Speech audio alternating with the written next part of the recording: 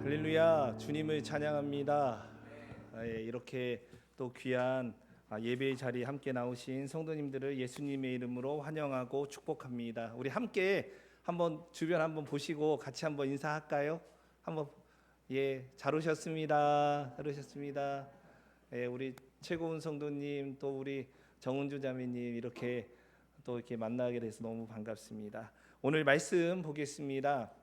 말씀은 저희 마태복음 5장 9절입니다. 저희가 몇 주 사이에 약간 교회 변동이 있었어요. 예배 시간이 좀 바뀌었어요. 11시 30분에서 11시로 이제 옮기게 되어서 우리 정우주 자매님이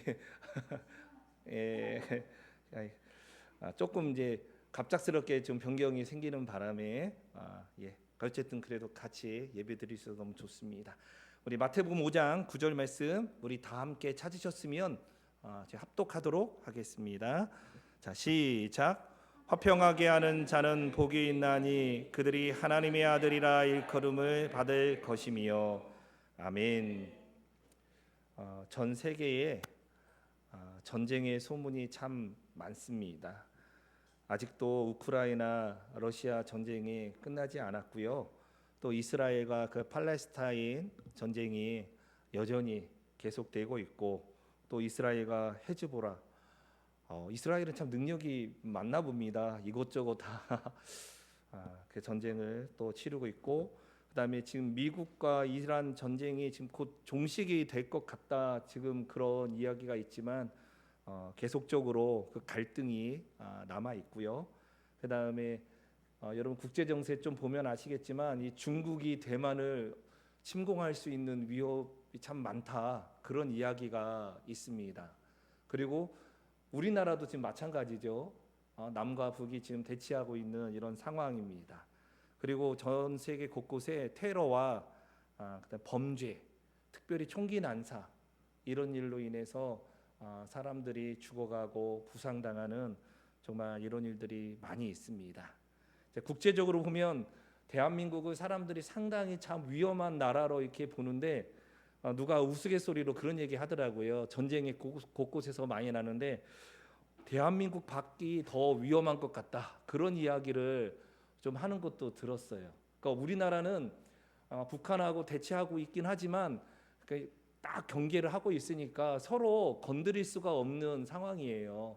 근데 다른 데서는 우후죽순으로 이렇게 어떤 전쟁 또는 어떤 총기 난사, 테러, 범죄, 이런 것들이 좀 많이 나오니까 오히려 대한민국 여기가 더 안전하고 대한민국 밖이 더 위험하지 않느냐, 뭐 이런 얘기가 나온 거죠. 이런 위기 상황일수록 사람들은요, 평화를 갈망하게 됩니다. 정말 화평함을 갈망하게 되죠. 그리고 또한 이런 테러나 전쟁 이런 걸 보면서 정말 평화와 화평이 진짜 소중한 것이구나, 이것들을 더 많이 깨닫게 되고 갈망하게 되는 것 같습니다. 요즘은 사생대회 별로 안 하죠. 그림 그리기, 사생대회, 정말 사실적으로 딱 이렇게 그리는 어떤 그 풍경 이런 거 대회 별로 없어지는데, 그 등수 매기면 또 그것 때문에 우리 아이들 기가 죽는다는 뭐 이런 얘기들이 많이 돌면서 이런 모든 대회들이 많이 다 사라지고 있는 것 같습니다. 별로 좋은 현상은 아니라고 생각을 하는데, 어쨌든 사생대회가 많이 없어지고 있는 것 같은데요. 예전에 어떤 사생대회에서 평화라는 주제를 가지고 그림을 그리게 했습니다. 거기에서 아주 우수한 작품 중에 하나가 뭐였냐면, 한번 상상해 보세요. 그림이 있는데 정말 산이 있고요. 산 그 사이에 정말 잔잔한 호숫가를 그렸고요. 거기에 어떤 동물들도 있고 숲도 있고, 정말 거기 너무나 평화로운 어떤 그런 그림이 평화의 주제에 아주 우수한 작품이 되었다고 합니다. 그런데 이 작품을 보면은요, 사람들이 와 너무 좋다, 마음이 편안하다, 이런 느낌이 들지만 이 작품이 대상은 아니었다고 합니다. 대상은 어떤 그림이었느냐? 정말 이 폭포가 막 쏟아지고 있어요. 폭포가 쏟아지는 그 폭포 있고, 폭포가 쏟아질 때 그 속에 약간 절벽처럼 이게 동굴처럼 있는 곳이 있잖아요. 그 가까운 곳에 이 새가 둥지를 틀고 있고요. 거기에 어미새와 아기새들이 그 둥지 안에 있는 어떤 그런 모습을 그린 그림이 있는데, 이 그림이 대상이 됐다는 거예요. 그래서 평화, 화평은 뭐냐면 우리에게 어떤 외적인 많은 위협이 있고 어려움이 있지만 그럼에도 불구하고 이 어미새와 아기새가 그 둥지에서 정말 이렇게 편안히 있는 그런 모습이 진정한 화평이고 평화 아니냐. 이 세상 가운데 위협이 없는 곳은 없어요. 우리가 이제 차를 운전하고 이제 교회를 오잖아요. 그런데 어느 순간에 어떤 일이 벌어질지 정말 몰라요. 그러니까 안전한 상황은 우리에게 주어지지 않아요. 하지만 위협적인 상황이 있음에도 불구하고 하나님의 은혜 가운데 우리가 평화를 누리고 화평한 은혜가 누려지는 것이 진짜 정말 가치 있고 또 소중한 것이다라고 생각이 듭니다. 오늘은 산상수훈 8복의 7번째 복인 화평하게 하는 자의 복입니다. 여러분 소위 피스메이커라고 들어보셨죠? 못 들어보셨나요? 피스메이커. 이 사람이 있으면은 이 분위기가 어떻게 됩니까? 정말 안정적이고 평화롭게 되는, 그러니까 조정을 잘해주는 사람이 있어요. 가정에서도 어떤 자녀가 딱 있으면은 이 가정이 좀 화목해지는, 또 가정에서도 어머니가 피스메이커 역할을 하면은 너무나 이렇게 평안한 그런 어떤 모습을 보게 됩니다. 그러니까 어떤 동영상을 하나 보니까 이 아빠가 첫째 아이가 잘못해가지고 막 지금 혼내고 있어요. 그러니까 이 둘째 아이가 어떻게 합니까? 아빠 탁탁 치면서 의자 갖다 주면서 의자 앉으라고. 그 다음에 또 형아한테도 의자 앉으라고 하고. 그 다음에 아빠한테 또 이렇게 계속 이야기하면서 아빠가 형을 이렇게 막 심하게 혼내지 못하도록 하는 그런 영상들을 본 적이 있어요. 정말 가정에 피스메이커가 있을 때요, 가정이 정말 화목해지는 것 같아요. 근데 서로 막 자기 주장하고 내 주장하고 막 이렇게 싸우잖아요. 그러면 가정이 곧 전쟁터가 됩니다. 여러분, 우리는 혼란과 공포와 또 인생의 아픔이 있고 두려움이 있어요. 이 두려움이 가득한 세상에 살아가다 보면은요, 불안합니다. 안정을 누리지 못해요. 그런데 세상에 줄 수 없는 참된 평화를 예수님이 우리에게 주고 계십니다. 자, 그래서 오늘 화평하게 하는 자의 이 복을 잠깐 보면서 먼저는 하나님이 누구이신지 다시 한번 또 보기 원하는데요. 우리 하나님은 한번 따라해 볼까요? 평강의 왕, 평강의 하나님, 평화 그 자체. 네. 자, 오늘 말씀에 보면 화평하게 하는 자라고 나오는데요. 화평을 일구는 사람이야. 이 사람이 화평을 추구하면서 실제로 화평이 딱 누려지게 하는 그 일을 적극적으로 능동적으로 행하는 사람을 우리가 보게 됩니다. 자, 그런데 우리가 화평을 이렇게 능동적으로 하는 사람 있잖아요. 와, 이 사람은 정말 대단해 생각할 수 있지만 사실은요, 화평의 근원이 되신 분은 누구냐면 하나님이에요. 하나님으로부터 은혜를 받아서 그가 화평케 하는 그런 어떤 삶을 살아가는 거예요. 우리가 볼 때는 그 사람이 능동적으로 화평케 하는 것처럼 보여지지만 실제로는 하나님께 먼저 그 평안을 누리고 평안의 은혜를 맛본 사람이 그 화평케 하는 것을 세상 가운데 다른 사람에게 흘려보낼 수 있다는 거예요. 그러니까 우리가 볼 때는 능동적으로 하는 것 같지만 실제적으로는 하나님으로부터 은혜를 받아서 수동적으로 행하는 것이에요.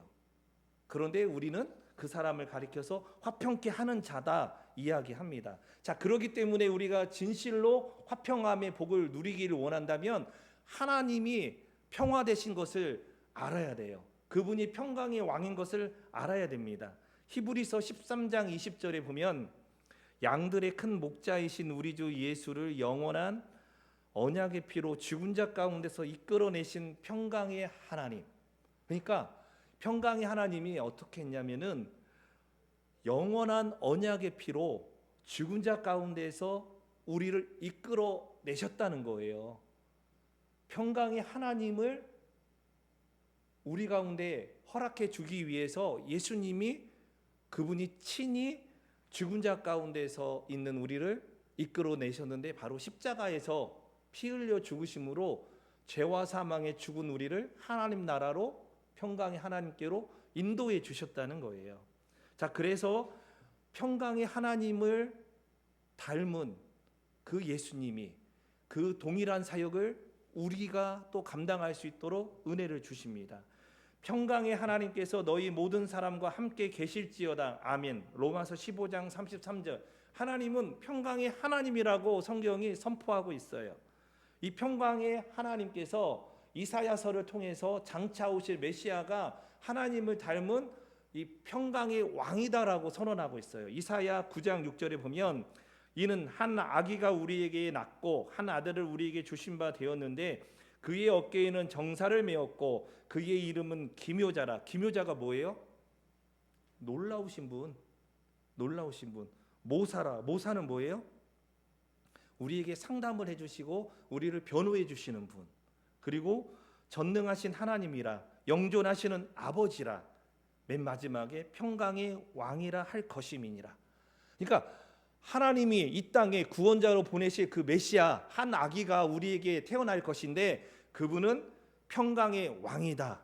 자, 그리고 드디어 하나님의 때가 차서 우리에게 이 메시아가 이 땅에 태어났습니다. 그때 하나님의 천군 천사가 어떻게 노래합니까? 누가복음 2장 14절 한번 찾아보세요. 누가복음 2장 14절입니다. 누가복음 2장 14절 한번 찾아보시고 우리 찾았으면 같이 읽겠습니다. 누가복음 2장 14절. 자, 찾은 줄 알고 우리 같이 읽겠습니다. 자, 시작. 지극히 높은 곳에서는 하나님께 영광이여 땅에서는 하나님이 기뻐하신 사람들 중에 평화로다. 자, 이 말씀이요. 크리스마스 때 많이 이렇게 우리 교회에서 또 읽혀지고 선포되잖아요. 근데 사실은 크리스마스뿐만 아니라 이 말씀은 우리 삶 가운데 365일 늘 우리에게 전파되어야 될 말씀입니다. 예수님이 이 땅에 무엇을 주기 위해서 오셨냐 이거예요. 평화를 주기 위해서 오셨다. 그래서 예수님은 평화의 왕이고 평강의 왕이 되십니다. 하나님도 평강의 하나님이시고 하나님 보내신 메시아 예수 그리스도 평강의 왕이시고 평화가 되셨습니다. 자, 그래서 진정한 평화와 평강의 근원은 하나님이세요. 하나님이세요. 하나님으로부터 나오는 것이 화평이고 하나님께 속한 자에게만 누릴 수 있는 것이 화평이에요. 자, 에베소서 2장 13절부터 16절 한 번 더 말씀 찾아보겠습니다. 신약성경 에베소서 2장 13절부터 16절. 에베소서 2장 13절부터 16절 말씀을 우리 같이 한 목소리로 한번 읽어보겠습니다. 자, 시작. 이제는 전에 멀리 있던 너희가 그리스도 예수 안에서 그리스도의 피로 가까워졌느니라. 그는 우리의 화평이신지라. 둘로 하나를 만드사 원수된 것 곧 중간에 막힌 담을 자기 육체로 허시고 법조문으로 된 계명의 율법을 폐하셨으니 이는 이 둘로 자기 안에서 한 세 사람을 지어 화평하게 하시고 또 십자가로 이 둘을 한 몸으로 하나님과 화목하게 하려 하심이라. 원수된 것을 십자가로 소멸하시고. 아멘. 이게 무슨 얘기예요? 모든 사람은 죄 가운데 태어납니다. 한번 저를 보세요. 죄인이 여기 있고요, 거룩하신 하나님이 여기 있는데 둘 사이는 좁혀질 수가 없어요. 그런데 바로 이 둘 사이에 예수님께서 죄로 막힌 담을 허무셨다는 거예요. 어떻게 허무셨어요? 그의 육체로 허무셨다. 십자가에서 친히 죽으심으로 우리가 하나님 앞에 나갈 수 있는 담대한 그 산 길을 열어 놓으셨다는 거예요. 그래서 하나님과 우리가 어떻게 됐어? 화목하게 되었다는 거예요. 하나님과 우리가 화목하게 되었고 한 세 사람을 지어 화평하게 하시고 십자가로 이 둘을 하나 되게 하셨다. 예수님의 십자가 죽으심은요, 하나님과 죄인이 화평하고 화목하게 되는 그 길을 열어 놓으신 거예요. 자, 그래서 우리가 로마서 5장 1절에 보면 이런 말씀이 있습니다. 그러므로 우리가 믿음으로 의롭다 하심을 받았으니, 자, 예수님 십자가에서 죽으신 그 예수님이 나의 모든 죄를 다 없애신 것을 우리 마음에 믿잖아요. 그러면 이것을 하나님이 우리의 의로 여기신다는 거예요. 의로 여겨 주시면 우리가 하나님의 자녀로 거듭난 건데요. 자, 의롭다 하심을 받았으니 우리 주 예수 그리스도를 말미암아 하나님과 화평을 누리자. 우리가 의롭게 되었다는 건 하나님과 드디어 이제 평화의 관계를 맺을 수 있게 되었는데, 로마서 5장 1절에서는 이 하나님과 화평을 이제 누리는 삶을 살자 이 얘기예요. 관계는 이어졌어요. 이어졌지만 관계가 깊어지는 그것은 또 약간 또 다른 문제예요. 저하고 우리 아들이랑 서로 싸웠어. 근데 관계가 회복이 됐어. 그냥 회복된 정도로 그냥 그대로 지낼 수 있어요. 그런데 로마서 5장 1절은 죄로부터 구원받은 우리가 하나님과 이제 더불어 화평하게 되었는데 그 화평을 누리자는 거예요. 더욱더 친밀하고 더욱더 깊이 그 높이와 넓이와 이 길이를 충분히 누리면서 하나님과 화목됨을 누려가라. 그러한 사람이 누구예요? 화평케 하는 자예요. 여러분, 이 화평이라는 말이 여러분 많이 사용하고 있습니다. 요즘도 그러는지 모르겠어요. 환영하는 순서에 되면은 샬롬 뭐 이렇게 하거든요. 우리 대학생들 보니까 샬롬이라고 해요. 샬롬이 뭐예요? 히브리어로 화평, 평강, 평화예요. 헬라어로는 에이레네 하는데 이 샬롬은 뭐냐면 단순히 내 삶에 어려운 문제가 있는데 조금 해결되었으면 좋겠어 그 정도가 아니고요. 샬롬은요, 죄로부터 우리가 회복이 되어 하나님의 그 은혜 가운데 들어갔을 때 누려지는 평강이에요. 그래서 화평은요 죄사함이 없이는 누려질 수 없어요. 죄사함이 없는 가운데 일시적으로 좀 뭔가 누려지는 것은 일시적인 어떤 그런 누려지는 거지 영원한 것은 아니에요. 영원한 화평과 평화는 예수 그리스도의 십자가 구속의 은혜를 받은 자만이, 평강의 하나님의 그 은혜를 받은 자만이 누릴 수 있는 것이 바로 화평의 은혜이다라고 할 수 있어요. 자, 그래서 먼저 첫 번째 살펴본 것은 하나님이 평강의 왕이시다, 평강의 하나님이다, 이걸 보았어요. 자, 두 번째는 그러면 우리가 화평케 하는 자라는 얘기는 구체적으로 이 하나님을 닮아가는 거예요. 평강의 하나님을 닮아가는 것이 바로 화평케 하는 자라는 얘기입니다. 자, 우리가 화평하게 하는 자는 평강의 왕이신 하나님을 닮아가는 자인 것을 알아야 되는데, 그러면 하나님의 그 화평하심을 닮아간다는 것은 무엇일까요? 한 세 가지로 말씀드리는데, 첫 번째는요, 복음 전도 전파예요. 자, 우리가 고린도후서 5장 17절부터 19절의 말씀에 보면 그런즉 누구든지 그리스도 안에 있으면 새로운 피조물이라, 이전 것은 지나갔으니 보라 새 것이 되었도다. 모든 것이 하나님께로서 났으며 그가 그리스도로 말미암아 우리를 자기와 화목하게 하시고. 그러니까 우리가 새로운 피조물로 거듭나와서 이제 하나님과 화평하게 되었고 화목하게 되었다는 거예요. 누가? 그리스도로 말미암아, 그리스도 십자가에 못 박혀 죽으심으로. 자, 그렇게 되었는데 그 다음 말씀에 보면은요, 또 우리에게 화목하게 하는 직분을 주셨으니, 그러니까 하나님과 우리가 화목하게 되었어요. 그리고 우리에게 화목하게 하는 직분을 주셔서 이제 우리로 세상의 사람들이 하나님께로 돌아오게 하는 그 화목케 하는 직분을 우리에게 주셨다는 거예요. 자, 그래서 우리가 화평케 하는 자라는 얘기는 하나님의 복음을 전파하는 거예요. 그리고 그 복음을 전파해서 그들로 하나님께 나올 수 있도록 하는 그 연결고리 역할을 하는 화평케 하는 자, 이런 삶을 우리에게 사명으로 주셨다는 겁니다. 자, 복음을 전하는 거예요. 자, 그리고 또 두 번째, 우리가 화평케 하는 하나님을 닮아가는 그런 삶의 모습은 무엇이냐면 용서함이에요. 자, 골로새서 3장 13절부터 14절에 보면 이런 말씀이 나옵니다. 누가 누구에게 불만이 있거든 서로 용납하여 피차 용서하되, 용서하라는 거예요. 그런데 주께서 너희를 용서하신 것 같이 너희도 그리하고. 그러니까 주님이 우리를 용서해 주셨어요. 그러니까 주님이 너희는 다 사망이야 이렇게 선언해도요, 우리는 어떤 변명을 할 수가 없어. 이미 우리는 지옥행이었거든요. 근데 예수님이 우리를 긍휼히 여기사 하나님의 자녀로 거듭나게 하신 거예요. 그러니까 주께서 우리를 용서해 주시는 큰 사랑이 있었어요. 자, 그래서 너희도 주께 용서함 받은 그대로 너희 주변에 있는 사람들을 어떻게 하라? 피차 용납하라. 이것이 주님이 우리에게 주시는 그 사명이에요. 그러니까 우리 마음을 속상하게 하는 사람들이 너무 많아요. 가장 가까이 있는 사람들이 우리를 힘들게 하는 경우가 많습니다. 그 대표적인 게 뭐냐면 가족이에요. 가족이 서로 막 부대끼면서 좋을 때는 좋은데 또 한번 이게 또 마음이 상하면은요 쉽지 않거든요. 그런데 주께서 너를 아무 조건 없이 다 받아주시고 용납해주지 않았느냐. 너도 피차 서로 용납하고 사랑하라, 이런 이야기입니다.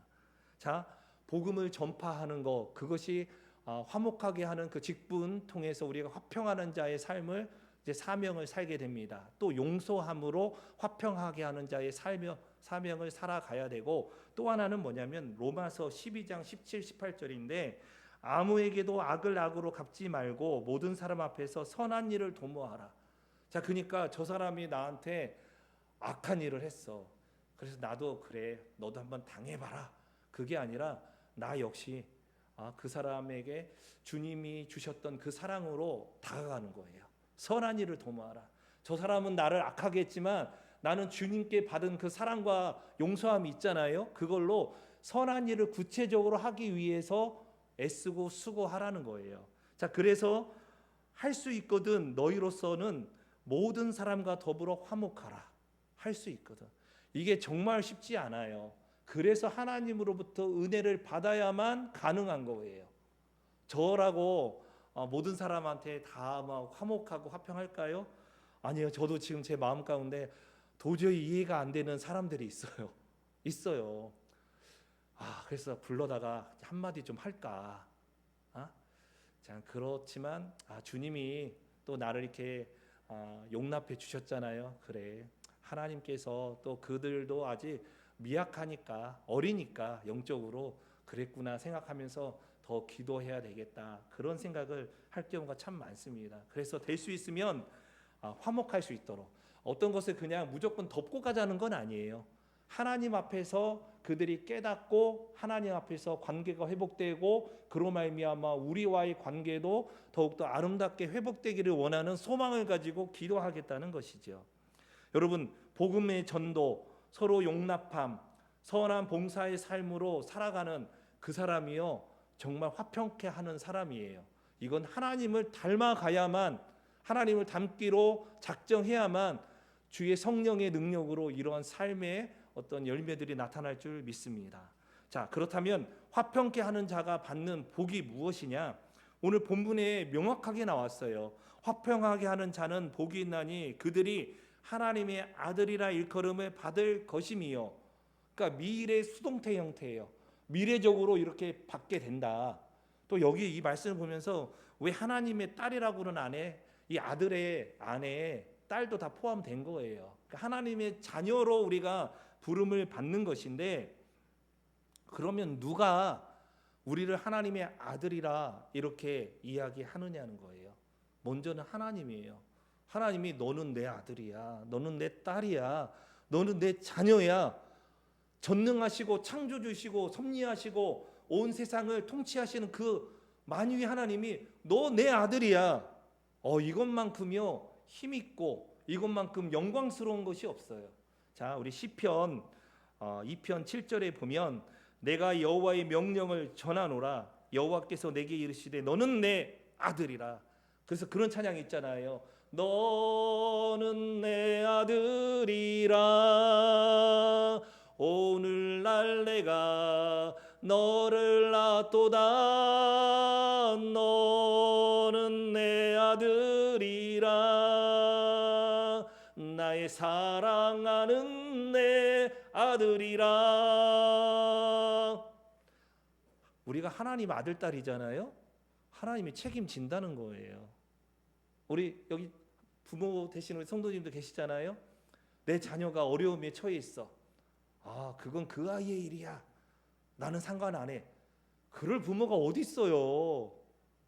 뭐 그럴 일이 있으면 안 되겠지만 여기 제 아들 있잖아요. 이 아들이 갑자기 경찰서에 있다고 전화가 왔어. 그러면 너 성인이니까 너가 알아서 해. 제가 그러겠습니까? 당장 경찰서로 달려가죠. 내 아들이니까 끝까지 제가 보호하고 책임진다는 거예요. 다윗이 그렇게 고백하잖아요. 내 육신의 부모는 나를 버려도 하나님은 나를 버리지 않는다고. 하나님 끝까지 저와 여러분을 붙잡아 주십니다. 그리고 너 내 아들이야, 내 딸이야, 내 자녀야. 내가 너를 잡은 이 손 놓지 않을 거야. 너 힘들지? 내가 너를 기도하고 있어. 내가 너의 손을 잡고 너와 함께 걷고 있어. 그러니 나를 보고 내가 믿음 안에 큰 힘을 얻기를 원해. 이게 하나님 아버지의 그 마음입니다. 자, 그리고 하나님이 너는 내 아들이고 딸이야 하기 때문에 하나님이 또 우리에게 표현하는 약간 다른 방식의 사랑이 있습니다. 우리 히브리서 12장 5절 그 중반부부터 6절에 보면 이런 말씀이 있습니다. 내 아들아, 주의 징계하심을 경히 여기지 말며 그에게 꾸지람을 받을 때에 낙심하지 말라. 주께서 그 사랑하시는 자를 징계하시고 그가 받아들이시는 아들마다 채찍질 하심이라 하였으니. 제가요, 여러분 알다시피 제가 중앙대에 그 대학생들 이렇게 지도를 하잖아요. 그런데 어떤 아이들은 정말 잘못한 게 있으면은 불러다가 너 이거 아니야, 하나님 앞에서 이렇게 살아가면 안 돼 하면서 정말 간절하게 이야기를 해요.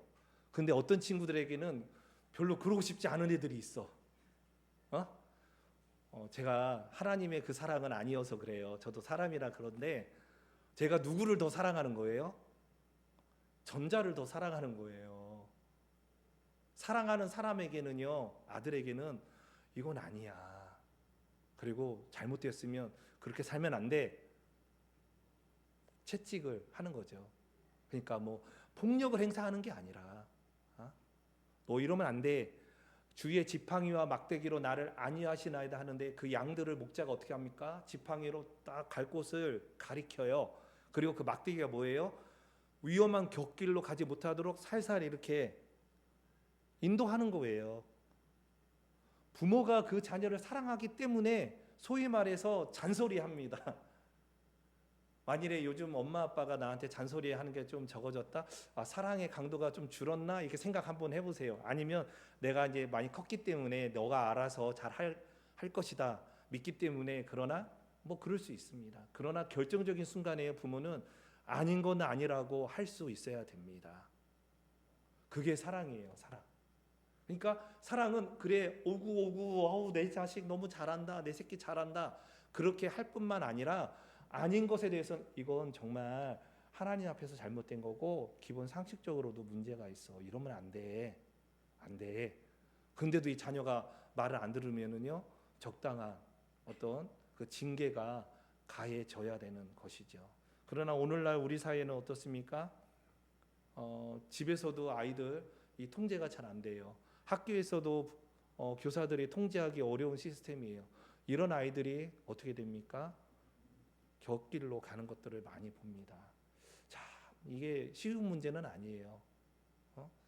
참 어려워요. 어떻게 해결해야 될지. 그래서 우리가 하나님의 말씀이 자녀들에게 깊이 새겨질 수 있도록 해야 됩니다. 그러니까 하나님은 하나님의 자녀라고 하는 아들들에게, 딸들에게 말씀을 주셔서 그들에게 큰 하나님의 은혜 가운데 정도의 길을 걷도록 하나님이 책임지시고 인도하시겠다는 거예요. 그리고 또 우리가 하나님의 아들이라 불리움을 받게 될 것인데, 누구로부터? 세상으로부터, 그리고 다른 사람들로부터 저 사람 예수쟁이야. 옛날에는 예수쟁이란 말이 진짜 많았어요. 예수쟁이야. 그리고 회사에 딱 갔는데 저는 술 안 합니다. 저는 하나님을 섬깁니다. 저는 예배 드려야 됩니다. 이런 말 하면은 제 예수쟁이라고. 제가 군대 갔을 때 일이에요. 제가 군대 갔는데 이제 훈련병 시절을 한 7주 보내고 이제 자대에 갔어요. 자대에 갔는데 제가 이제 전라북도 임실 쪽에서 군 생활을 했어요. 했는데 여기가 부대가 좀 독특하더라고요. 중대가 보통 한 100명 정도거든요. 100명 정도인데 중대가 3소대로 나뉘어져요. 3소대가 한 중대였거든요. 지금도 그런지는 모르겠는데 그 3소대가 있는데 1소대는 본부 소대라고 해서 이 중앙에 있고, 2, 3소대는요 저 멀리 독립적으로 파견되어진 소대예요. 제가 이제 3파견소대에 딱 배치돼서 거기는 자체 그 뭐 식당도 있고 그렇게 생활해요. 한 3, 40명이 거기서 생활을 하는 거예요. 딱 갔으니까 얼마나 긴장을 많이 하고 각을 세우고 딱 이렇게 있고 그렇게 있습니다. 그렇게 있는데 그 첫날 저한테 질문을 하는 거예요. 질문을 하는데 그게 뭐냐면 너 잘하는 거 뭐니? 그래서 제가 운동을 좀 한다고 했어요.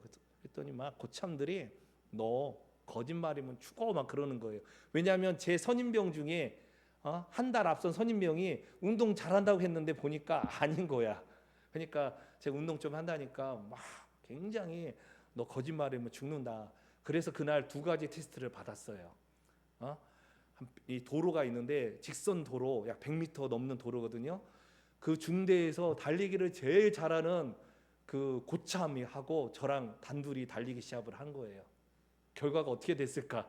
제가 그 고참을 3m 앞서서 제가 결승선 들어왔어요. 그랬더니 와 눈이 막 휘둥그레지는 거예요. 그 다음에 또 하나 경기를 했어요.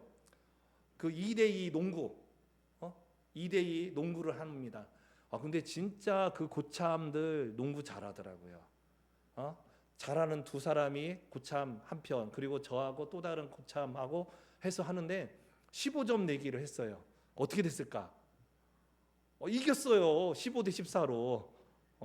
그랬더니 막 소대장하고 선임하사가 너무 좋아하는 거예요. 왜냐하면 군대에서는 운동 잘하는 친구하고 들어오면은 굉장히 좋아하거든요. 왜냐하면 저희는 소대별로 또 시합을 해야 돼. 우리 소대가 이겨야 되니까. 그게 너무 막 분위기가 좋았어. 그런데 그날 밤 이제 제가 자대 온 첫날이잖아요. 이제 앞에 나가서 소개하고 이렇게 하는데 노래를 하라는 거야, 노래.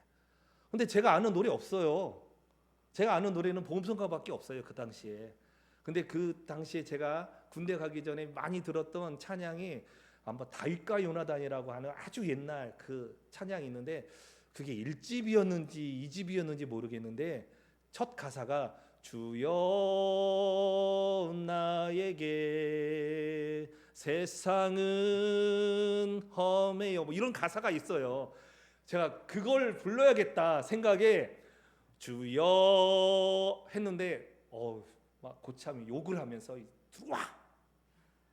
그러니까 주여 한번 그 노래 한마디 하고서 저는 그냥 끝나버린 거예요.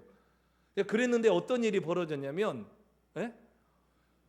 종교 행사라고 주일마다 이제 교회를 가요. 버스가 오거든요.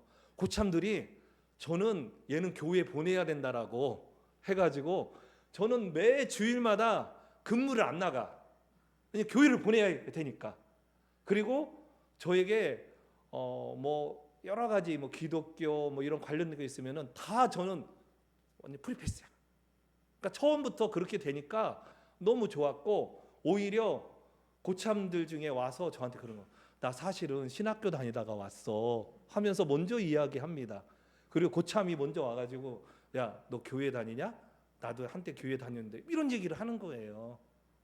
여러분 우리가 세상 가운데 예수쟁이라고 드러나는 거 정말 그 부끄러운 게 아니에요. 세상도 우리를 부러워합니다. 부러워해요.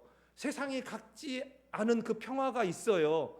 아니 우리는 막 부동산, 주식 뭐 이런 거 돈 버는 거 관심 있는데 저 친구는 이런 거에 그렇게 관심이 없는데 뭐 집도 자기 집 아닌데 왜 이렇게 이 사람 늘 기쁘지? 왜 그러지? 알고 보니까 예수 믿는다는 거야.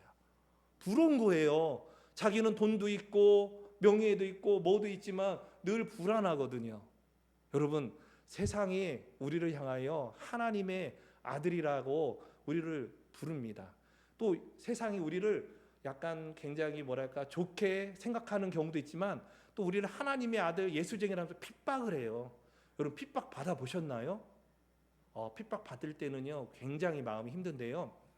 핍박 받을 때 하나님이 주시는 그 위로는요 그 농도가 정말 깊어요.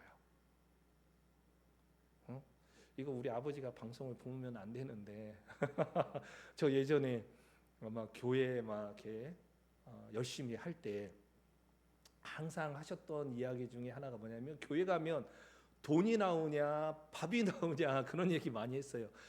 아빠가 너 교회 다니는 거 다 다녔으면 좋겠어. 그런데 너무 과하게 하지 말라고. 너무 과하게 하지 말라고. 그랬어요. 제가 대학생 때 정말 열심히 캠퍼스에서 또 이제 복음을 외치고 믿음의 삶을 살았고 교회에서도 열심히 살았어요. 그러니까 친구들도 다 알아. 야, 너는 맨날 교회 가냐? 공부는 언제 하냐? 뭐 그래요.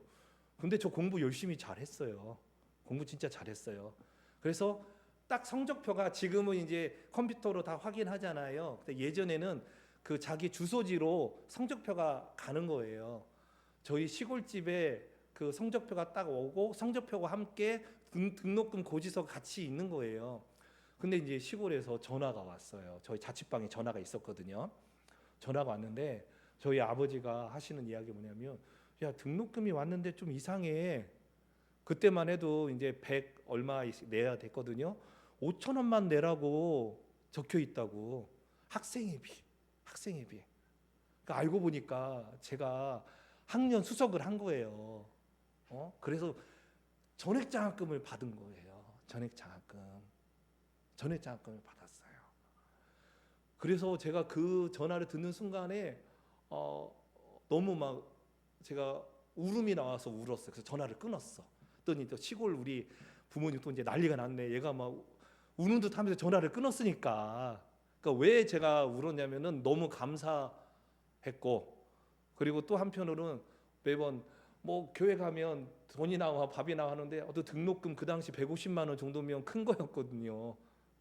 그러니까 하나님이 채워 주신 거에 대해서 감사해서 여러분 정말 누군가에게 핍박을 당해 보세요. 저 복음을 막 전하는데 막 욕하는 사람 나타나고요. 정말 엄청 심하게 합니다. 그때 어때? 마음이 어때요? 아프잖아요. 그럼 하나님 앞에 엎드리잖아요. 그럼 하나님이 위로해 주시는 그 사랑이 또 대단합니다. 이런 걸 우리가 또 경험하고 맛볼 수 있기를 원해요. 우리가 하나님의 아들이기 때문에 이런 은혜를 받게 됩니다. 여러분, 하나님의 아들이기 때문에 또 어떤 은혜가 있어요? 관계의 확신이 있어요. 제가요, 우리 아이들한테 한 번도 그런 얘기는 안 했어요. 말 안 들으면 너 집 나가! 뭐 이런 얘기는 안 해봤어요. 근데 어린애들은 되게 두려워하지만 어느 정도 알잖아요. 엄마 아빠를 아는 자녀들은요, 막 혼내도 금방 또 웃을 수 있어. 왜냐하면 엄마 아빠가 나 사랑하는 걸 아니까. 관계의 확신이 있어요. 하나님의 자녀들은. 그래서 우리가 예수님 믿어서 구원받았잖아요. 우리는 저 영원한 하나님 나라를 주께서 끝까지 우리를 인도하실 줄 분명히 믿어요. 중간에 우리가 뭐 내가 잘못 살고 내가 뭐 잘 살고 그런 거에 상관없이 거듭난 자는 영원히 하나님 나라의 백성, 자녀, 시민권 얻은 자예요. 그렇기 때문에 우리는 두려워하지 않아요. 물론 가끔 마음에 조금 힘들 때도 있지만 그것 때문에 우리가 심히 요동하지 않습니다. 잠깐 흔들릴 수는 있어도 우리는 견고하게 하나님과의 은혜의 관계 속에서 기뻐할 수 있고요. 자유함을 누릴 수 있어요. 여러분, 종과 자녀의 차이가 뭔지 아십니까? 종은요 늘 두려워요. 주인한테 내가 어떻게 평가를 받을까 봐. 근데요 자식은 그렇지 않아요. 오히려 당당해. 아빠 그렇게 하지 마. 그래요. 그게 자녀의 특권이에요. 부모에게 당당히 나갈 수 있는 게 자녀예요. 여러분, 그 놀라운 권세입니다. 요한복음 1장 12절에 영접하는 자 곧 그 이름을 믿는 자들에게는 하나님의 자녀가 되는 권세를 주셨으니, 하나님 앞에 당당할 수 있어요. 우리는 예전에 예수 믿기 전에는 우리는 그 하나님 앞에 당당히 나올 수 없는 존재였지만 예수님 믿어 의롭게 된 주의 자녀들은요 하나님께 당당히 구할 수 있습니다. 주님, 제 기도를 들어 주십시오. 제 꿈과 소망이 이겁니다. 하나님, 저와 함께 해주세요. 요청하고 그 주님과 함께 자유함을 누릴 수 있습니다. 여러분, 이러한 화평이 여러분 예수 그리스도를 통하여 저와 여러분에게 이루어진 줄 믿습니다. 그래서 세상이 우리가 서로 사랑하면 너희가 모두 예수님의 제자인 것을 알게 된다라고 했잖아요. 세상 사람들에게 나 예수 믿는 사람입니다 라고 우리가 당당히 밝힐 수 있으면 너무 좋겠다는 생각이 듭니다. 이탈리아의 위대한 시인 중에 한 사람이었던 이 단테라고 있어요. 단테, 신곡이라는 걸 썼던 단테가요, 추방을 당해서 이제 이탈리아에서 프랑스 파리로 이제 도망가는 길에 있어요. 여러분 얼마나 힘들까요? 얼마나 힘들까? 정말 그가 힘든 가운데 한 수도원에 딱 가서 이렇게 노크하고서 두드리는 거예요. 그랬더니 그 수도원의 수도승이 그러니까 문은 열지 않은 채 이제 이야기하는 거예요. 이 늦은 밤에 당신은 무엇을 원합니까? 딱 그러니까 단테가 무엇이라고 얘기했냐면, 저는 평화를 찾고 있습니다. 안식을 찾고 있다는 얘기예요. 근데 그 수도원에서 문을 열어주지 않았대요. 여러분, 우리 모든 사람은요 다 평화를 원해요. 평강을 원해요. 편안한 삶을 넘어서 평안을 갈구합니다. 그런데 제가 조금 전에도 말씀드렸다시피 죄 사함의 문제가 해결되지 않는 한 진정한 평안은 없어요.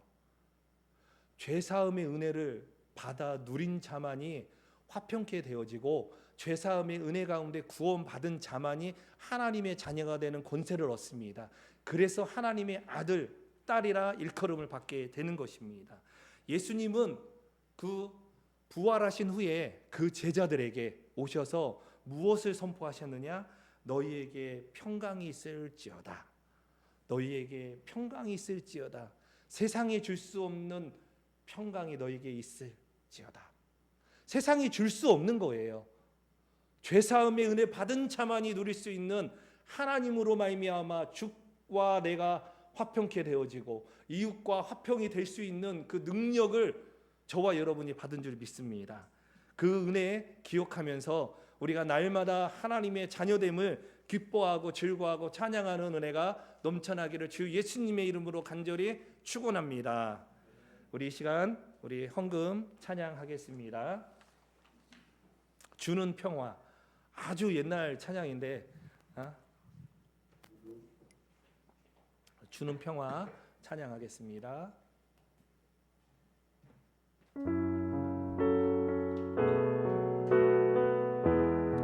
주는 평화.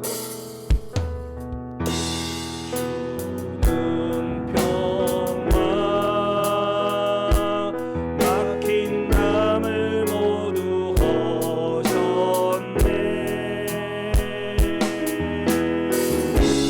주는 평화,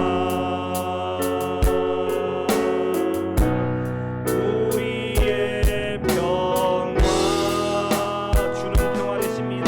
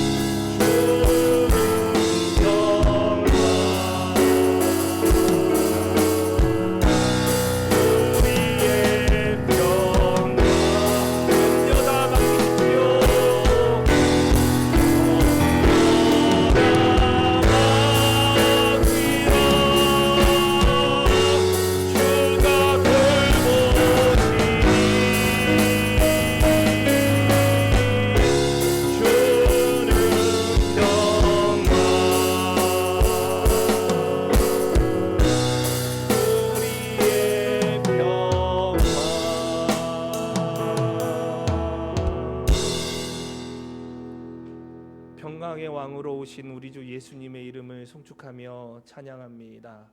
그 주님 앞에 하나님이 주신 은혜를 감사하여 하나님 믿음으로 예물 드린 손길들이 있습니다.